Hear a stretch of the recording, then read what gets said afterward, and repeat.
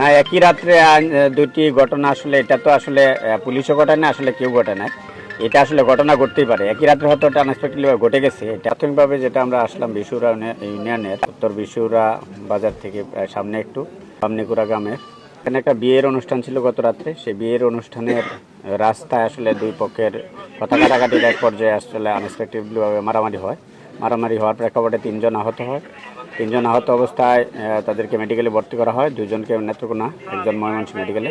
তো ময়মনসিংহ মেডিকেলে যে ভর্তি করা হয়েছিল যে আমির ফয়সাল, সে আসলে পরবর্তী জানতে পারি যে সে মৃত্যুবরণ করেছেন।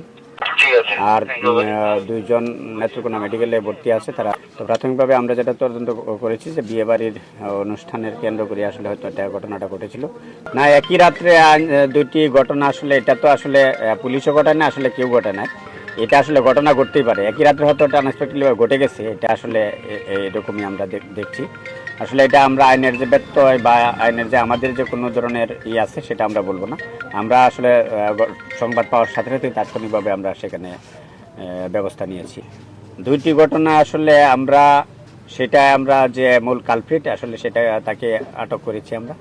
এ পর্যন্ত আমরা যতটুকু জানছি যে সে একাই তার স্বীকারোক্তি এবং আমরা পারিপার্শ্বিকতা যতটুকু জানতে পারি যে সে একজনই একাই ঘটনা ঘটিয়েছে।